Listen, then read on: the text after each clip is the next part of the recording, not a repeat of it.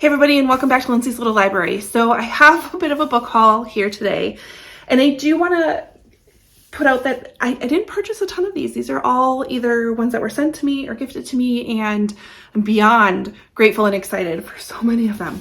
First one I want to talk about is Best Served Hot. This is by Amanda Elliott. This comes out February 21st, so not long. You don't have to wait long for this, and I'm beyond excited. I've already read the first chapter, and I'm completely hooked. So we have Julie Zimmerman. She works as an assistant, and after hours, she's Julie Z Eats NYC. She's an online restaurant reviewer with more than 50,000 followers, which is like a dream job of one of my really good friends, and I feel like this book is written for her.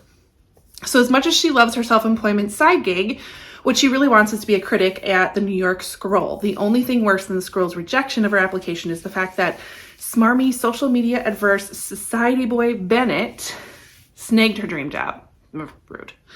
There's a food festival. She confronts the annoyingly handsome Bennett outside about his outdated opinions on social media, and she posts the resulting video footage. Her follower count soars, and so does the Scrolls. Julie and Bennett grudgingly agree to partner up for a few reviews to further their buzz. Online buzz, obviously. And I'm sure over meals together, there is sparks that fly, and we have our happy ever after, which I'm totally fine with, but give me a good romance with some food involved, and I'm in for it. So super excited about that one. Next one I have, this one is from K Publicity, which I've been obsessed with K Publicity lately. We have Chick Magnet by Emma Barry. It says, you can't make a happily ever after without breaking a few eggs. I couldn't help myself. That totally had it.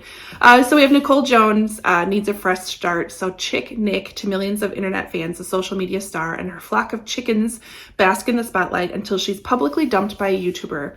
She has no choice but to round up her birds and move on. And that's all I needed. I'm like, okay, this just sounds fun. It just sounds fun. So super excited about that one. When did we come out? Oh, January 24th, already out. So pick up a copy.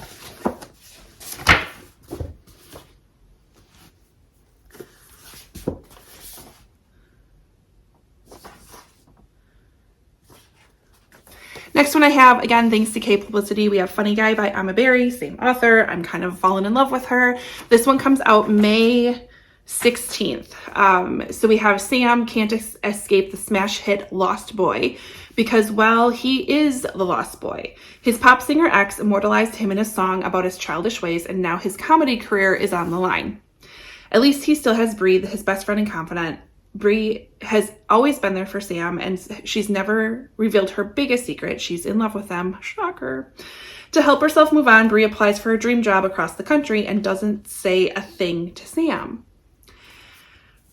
As Sam tries to resuscitate his career, he turns to Bree for support and maybe more.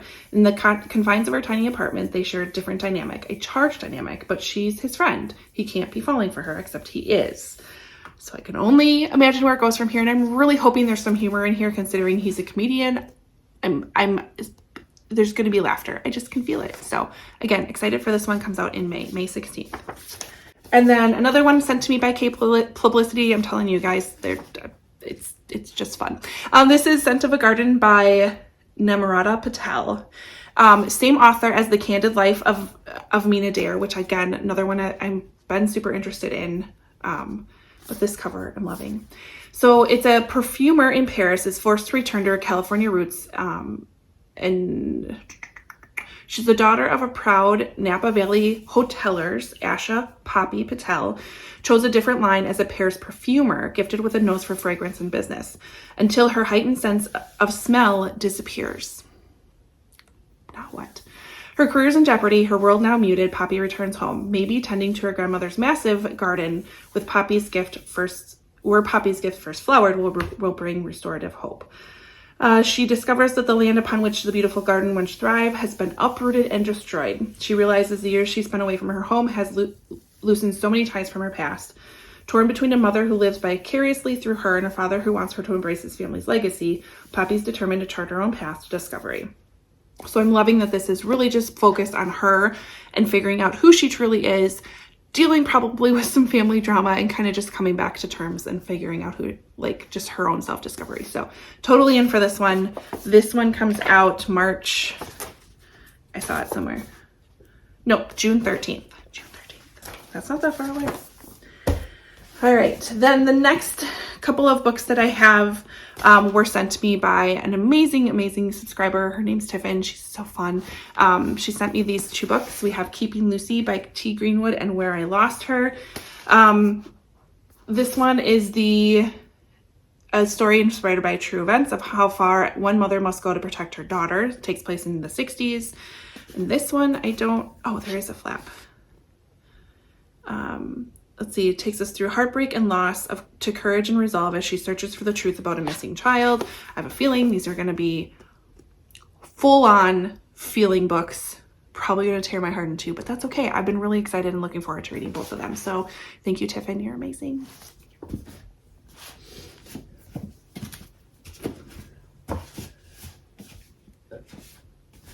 All right. A couple new books I picked up. When the World Was Ours by Liz Kessler. Amanda cannot stop talking about this. Amber read it. She can't stop talking about this. And Middle Grade March is right around the corner. So I thought that I would pick this up to read during then. We have Vienna, 1936. We have 3 friends, Leo, Elsa, and Max. Oh, there's a Max. They spend a perfect day together, unaware that around them Europe is descending into a growing darkness and that they will soon be cruelly ripped apart from one another. When their lives taking them across Europe to Germany, England, Prague, and Poland, will they ever finally their way back to one another? Will they want to? World War II, I'm assuming. 36, yeah. So I'm interested. They can't stop raving about it, so I had to pick it up. And then I have been eyeing this book forever, and I love this cover. It's called My Best Friend's Exorcism. It's by Grady Hendrix. I don't know much about it. I've just heard great things, and it looks like an old VHS tape, and it's just awesome. So I picked this book up off of Pango. I couldn't resist, so I need to pick that up soon. And then I did grab 3 books. My oldest daughter, for her birthday, really wanted to go thrifting with her friends, so we went to a handful of thrift stores on a Saturday, and of course I check out the book section because it calls to me. So I have a couple middle grades that I picked up either for us to read at home or for Middle Grade March. I have The Forbidden Library by Django Wexler. Alice can't resist the library, but it's going to take all of her courage and wits to survive the challenges within. So her dad disappears in a shipwreck, and she is sent to live with her uncle, an uncle she's never heard of who happens to have an impossibly massive library. I'd go live there. Unfortunately for Alice, those endless aisles are strictly off limits. That's rude. But then she meets a talking cat. And even for a rule follower, when a talking cat sneaks you into a forbidden library and you're dared to open one of its unusual books, it's hard to resist. And then she finds herself inside the book. The only way out is to defeat the monsters within. I'm all for it. I picked up a Jennifer Weiner middle grade. It's called Little Bigfoot, Big City. It's a Little Bigfoot novel. I don't think it's the first one, so I don't want to know. I meant to look up and see if I can read these out of order or not, but I gotta look into that, so I don't want to spoil anything.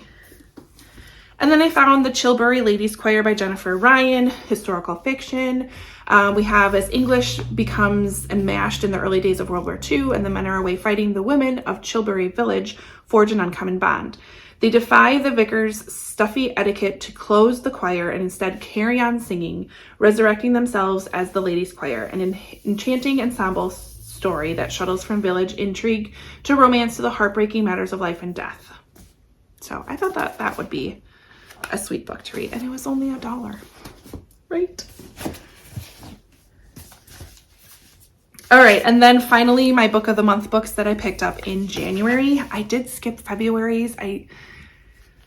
Nothing really stood out to me. Not saying that they're not good, they just didn't stand out to me, and let's just say I have plenty I need to really start getting through.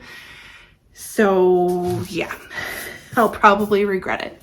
Anyways, Age of Vice by Deepti Kapoor. I talked about this as being a new release I was super excited about.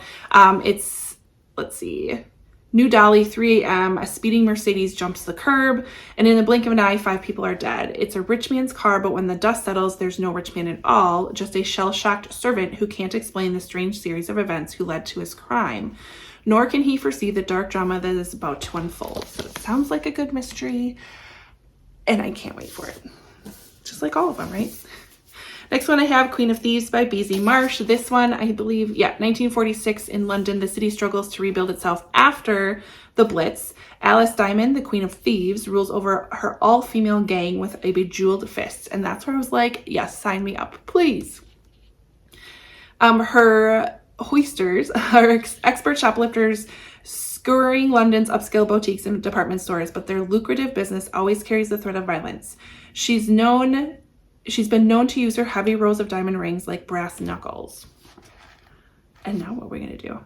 We have Nell is a teenager from the slums hiding a pregnancy and facing a desperately uncertain future when Alice takes her under her wing. Soon, Nell is experiencing all the dangers and glamorous trappings of this underworld existence. Alice wants Nell to be a useful weapon, but Nell has a hidden agenda and shouldn't be underestimated. Ooh, maybe she'll take Alice down. I don't know, but it sounds great. And then we have What Lies in the Woods by Kate Alice Marshall. The tagline we have, they were 11 when they sent a killer to prison. They were heroes, but they were liars. All right, I'm in for that. Anyways, that is all the books I've hauled in the last 6 weeks or so. Not too bad. I'm reining it in. I'm doing good. Pat myself on the back for that. But super excited for all of them. Please, check them out. If you've read any of them, let me know what your thoughts are. Otherwise, like, comment, subscribe, all that fun stuff. And we'll see you next time. Bye.